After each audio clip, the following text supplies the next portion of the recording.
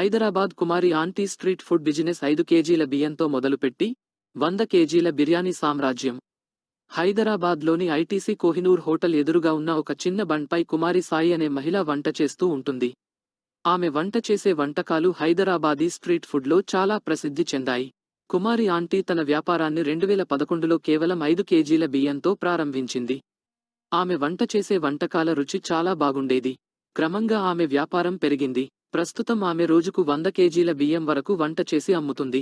కుమారి aunty వ్యాపారం social మీడియాలో కూడా చాలా ప్రసిద్ధి చెందింది. యూట్యూబర్లు, ఫుడ్ బ్లాగర్లు ఆమె వంటకాలను ప్రశంసించారు.